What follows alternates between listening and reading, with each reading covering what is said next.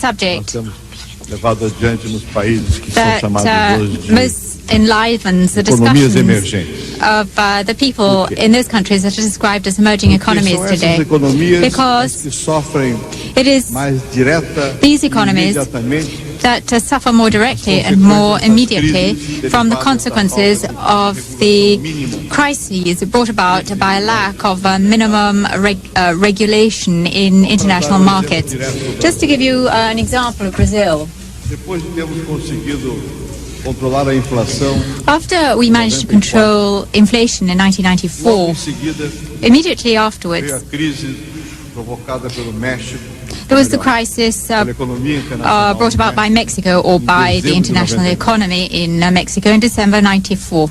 Eu passei os primeiros meses do meu governo I spent the first few months of my period in government endeavoring to avoid the negative consequences of this crisis. é conhecida. The recipe Aumentar as taxas de juros, was either to increase interest diminuir a demanda rates, interna, decrease baixar a internal taxa de demand, crescimento para controlar a inflação. and bring down the rate of growth in order to control inflation.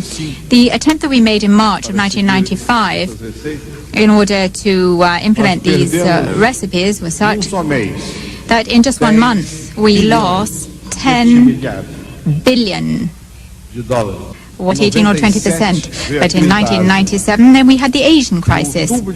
And in October of 1997, again, Parecia que havia it que seemed voltar à receita. that we were going to have to go back to the same recipe, and this is what we did. We increased interest rates, Chegaram a mais de 30% ao which ano. reached more than 30% a year in real terms. Freamos a economia, We did conseguimos restabelecer make economies, a volta de and capitais we curto did prazo para o país. manage to bring back capital in the short term to the country, and in January 1998 we resumed growth. Quando chegamos em When segundo semestre de 1998, we got to the second half of 1998, last year, we had the Russian crisis. We had a crisis. aconteceu. This happened Em setembro de in 98, September 1998, em plena campanha eleitoral, at the height of the electoral campaign for my nós re-election. perdemos em We só mês lost in just 1 month bilhões de $20 dólares billion da reserva. from our reserves. Then Talvez se as the eleições elections fossem alguns came. meses depois, Perhaps if the elections had come a few months later, I wouldn't have won, consequências da crise foram because the devastadoras. consequences of the crisis were Em janeiro devastating. deste ano, In January of this houve a year, desvalorização do real. the real was cerca de 40%. devalued by about 40%. Agora eu pergunto, And now I'd like to ask you, ocorrer uma outra crise until when? na Conchinchina, Are we going to have another crisis, for example, in China? de novo contágio? A new contagion? I don't think we have studied enough what each other has done and how it might relate to our own experience. For example, in the countries here represented, taking Brazil to the side a moment, just let's take the EU and the US and Canada. We all take somewhere between 30% and 45% of national income for government purposes. But we spend this money in very different ways. Now we know that if you look at France and Germany, you can achieve quite a high level of growth with GDP expenditures in the public sector above 40%. You can still have high growth. But we haven't looked enough, the right will say, well, the more you spend, the worse it is. What we should do is to analyze how this money is spent. I would like to know, for example, more than I know, about how the unemployment support system in Germany differs from the unemployment support system in France or Britain. I think these things would help us a lot. We're sitting here in this wonderful medieval building built in the late 13th, early 14th century.